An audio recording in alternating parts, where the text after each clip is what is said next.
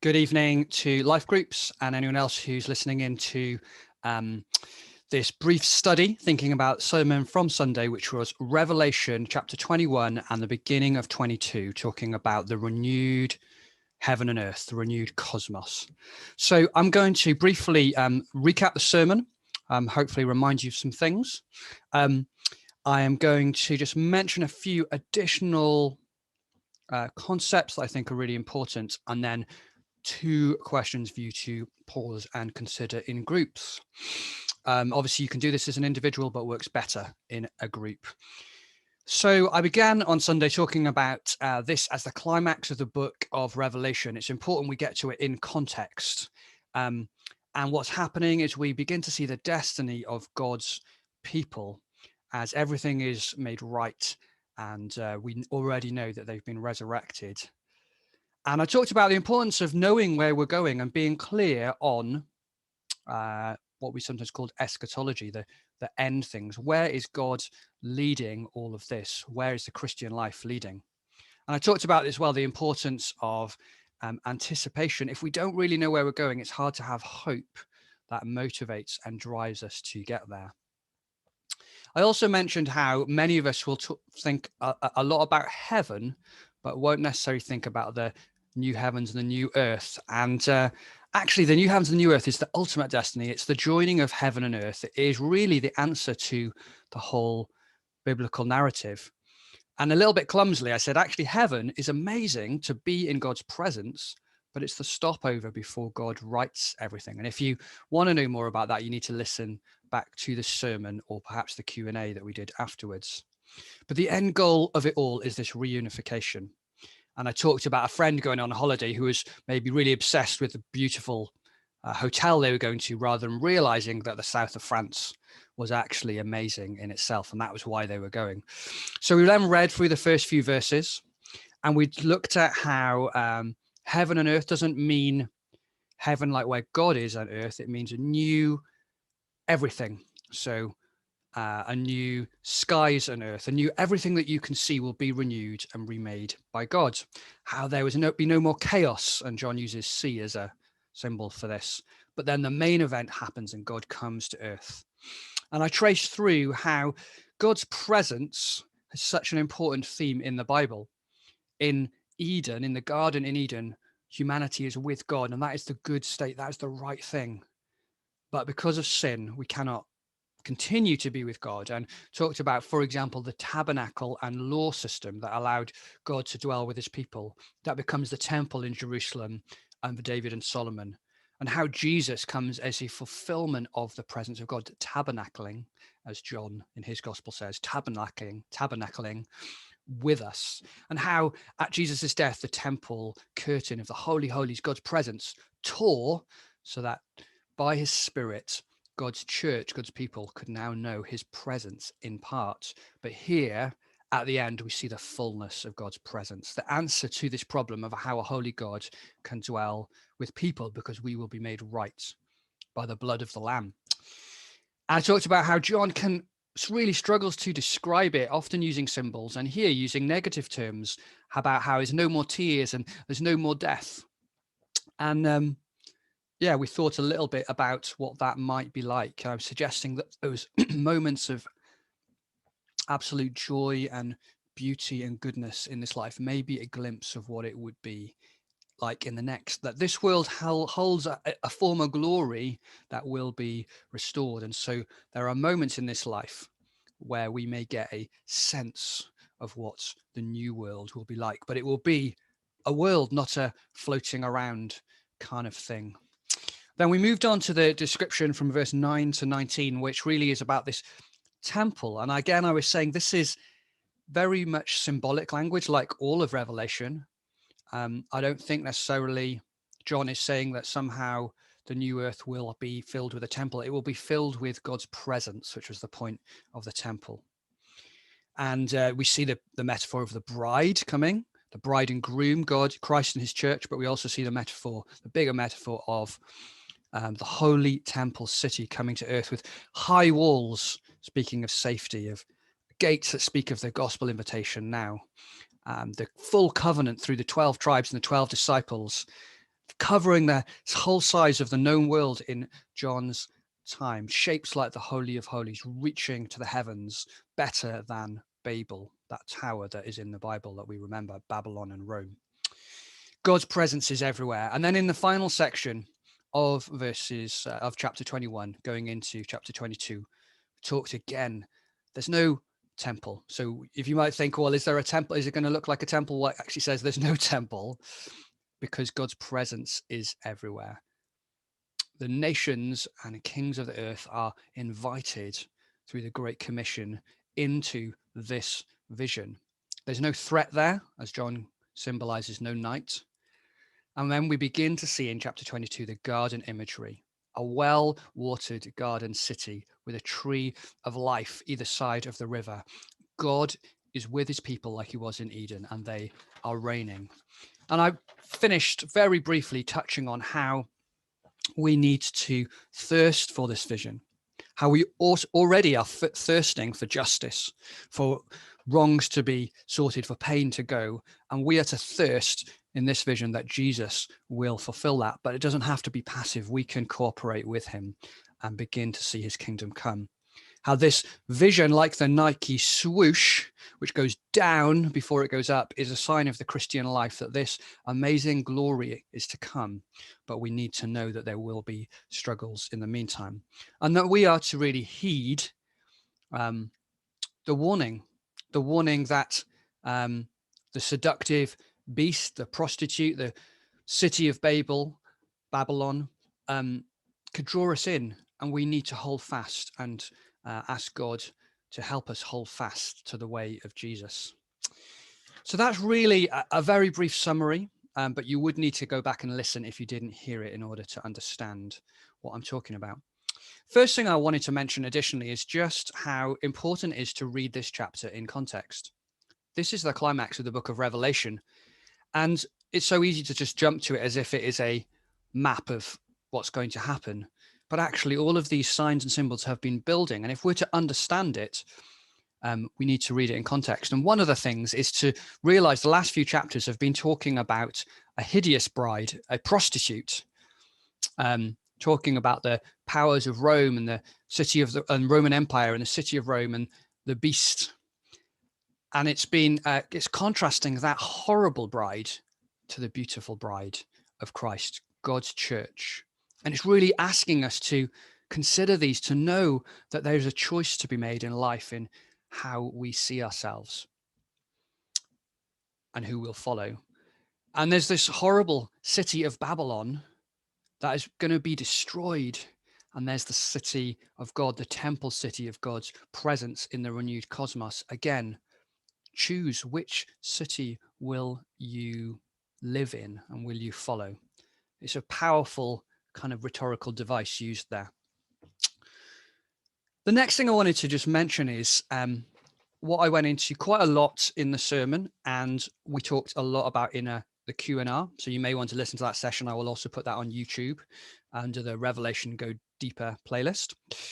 And I talked about why do we focus really on heaven, and why do most Christians not really understand how that fits with the ultimate destiny of God coming to earth, of God renewing all things.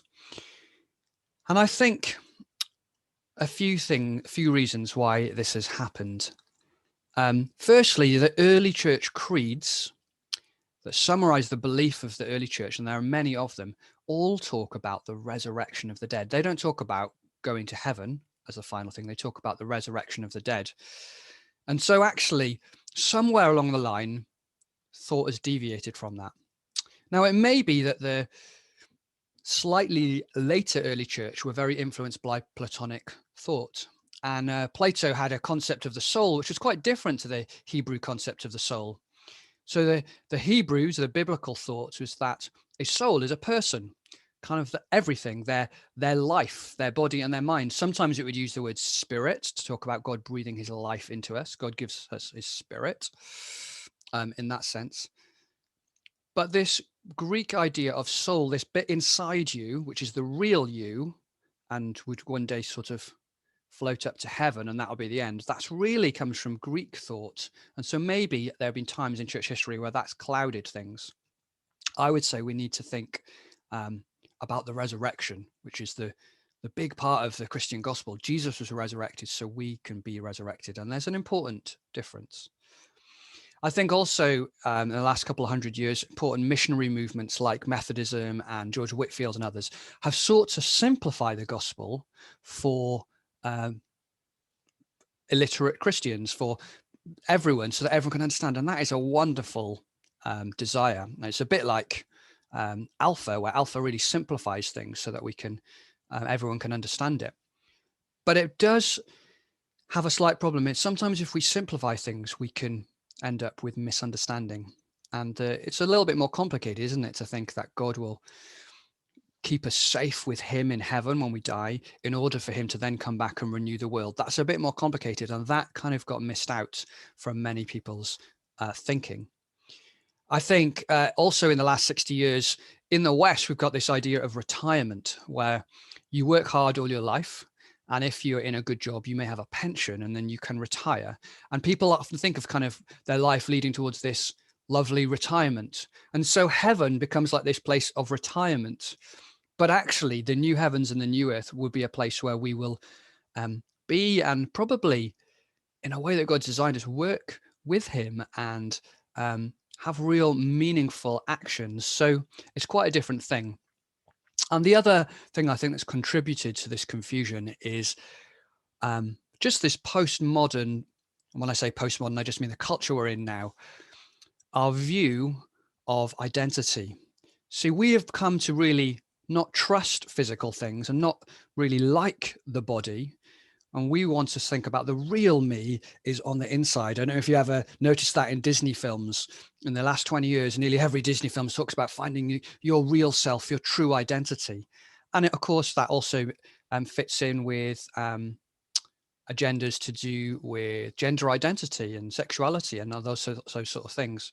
And so this whole drive of our culture has come to really not think very highly of the body. So when as Christians we talk about the resurrection of the body, it can be hard to get our head around.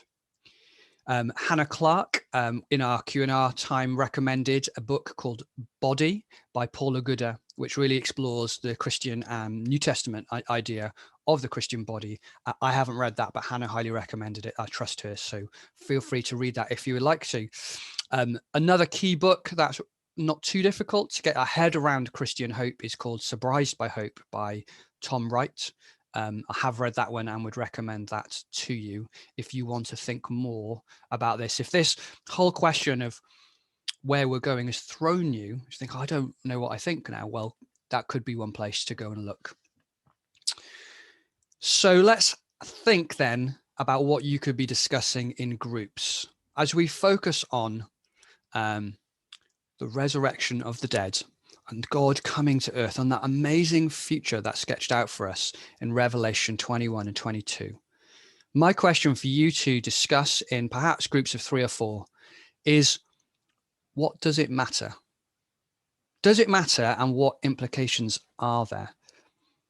Do you think it matters whether we have a vision of going to heaven without bodies and just being with God in this kind of spiritual way? Or does it matter if that's not the ultimate destiny, but is God coming to earth, that the dead would be raised and we would be with him here on earth of this temple city? Does it matter, and does it have any implications? I'd love you to think about that, stretch your thinking a little bit, chat for maybe 10 minutes in groups, and then we'll come back together. So why don't you pause this recording now and have a think about that? Well, I hope you've had a good few minutes chatting about that in your groups. There could be so many things we could say here. Let me just say 1 or 2 that came into my mind. Hopefully you get a chance to share your thoughts as well. I think firstly, I think it's really important to correct our theology. I believe very strongly that heaven is, if you like, our penultimate destiny, but the resurrection in this new renewed cosmos is our final destiny, and the Bible teaches that. And so I think it's really important to correct our biblical misunderstanding, because there will be implications that we don't even know But I think this is what the Bible teaches, and it's important to recognize that, because God brings truth into our lives for a reason. One of the examples of that is it does correct some of our cultural misunderstandings. When we think the body doesn't matter, well, if God says it does, God says our bodies in some sense will be raised, whether that is a slightly different version of our bodies is a whole other question. Nonetheless, it says that the body does matter. Another reason I think that's really important is because in many ways it's much more real, and for many people much more interesting, exciting. Most of the things we love doing in this world, playing sport, doing art, being with people, hugging people, these things, if they are gone, that's very hard to get your head around. And I would say this vision of the future that is true, I think, is much more real and tangible. I think it's also more motivating. It's motivating with regards to the environmental question, which is important, that this world will be in some sense renewed by God, but it matters because it will continue. I think it's motivating when we think about helping people and doing work, really, that this work we do isn't just wasted because one day the world will get blown up and we'll just be somewhere with God in heaven. No, the work that we do in this world is somehow part of what God is doing. The kingdom is come now, and we get to join in with what God will fully do in the future. We get to join in with healing and loving and making and recreating and all of these things. So I think it's really important. But if you haven't already, you may want to talk about that in your groups. One slight implication that you may want to consider is whether Christians should be cremated or whether they should be buried as a sign of belief in the resurrection. That's something that many other religions take very seriously, Jews and Muslims. And so is it something that we should consider? I don't think something we should get really het up about, but it's an example of an important implication. Second question and last question that I would love us to think about in our groups is just beginning to now ground this. I believe that this vision of the future calls us into God's future, and it calls us to participate now. It's not a passive vision that says, well, God's going to do all this, so just sit back. It's a vision that gives us hope and motivation and helps us to act now. Let me give you some examples to think about how you could live this week, beginning to participate in this future hope. So in verse 4, John talks famously about how in the new cosmos, God will wipe away every tear from their eyes, and death shall be no more, mourning, crying, or pain. Is there a way, for example, this week that you could begin to alleviate pain or mourning or bring healing or wipe away tears from people that you know? Is there one or two people that God was pinpointing to say he wants you to be a healer and a comfort in their life? Another example is to think right at the end of chapter 21 in verse 27, it talks about only those whose names are written in the Lamb's Book of Life will enter. Is that a motivation to share your faith this week with someone, to talk to them about Jesus, to pray for an opportunity? This talks about new creation. Is there an opportunity this week to take a step, being involved in this creation, to take some steps in terms of how you look after the planet? There are lots of ways that we can do that, and you can message us if you don't know where to begin. Are there ways you could even just participate, as Natalie's led our art team, as an example, in art or something beautiful this week? Is there time that you could take out to do something that you love to do, like music or art or anything that helps you realize the beauty of the world to come? The final thing that I thought of, you hopefully have loads more ideas, is in verse 8 of chapter 21. It talks about really what Rome was like: cowardly, faithless, detestable, murderers, sexually immoral, sorcerers, idolaters, liars. And one of the things it made me think is there has to be room in this world for good, moral, Christian business and enterprise. That is a good thing from God. And I don't think we should somehow just all go and live like Wendell Berry in the countryside, but actually we could be called in to to build businesses and create jobs and industry and things that are good, in contrast to the city of Babylon, the way of Rome that John discussed. So there are a few things for you to think about. Hopefully that makes a little bit sense. But the question is, what could you do this week to participate in the new creation that God will one day bring, to be part of this vision? And then why don't you take a chance, the opportunity to pray together into those things? Hope you have a great week. And the Q&R will be up on YouTube. So if you'd like to look at that as well, either as individuals or as group, then please do use that. Bye.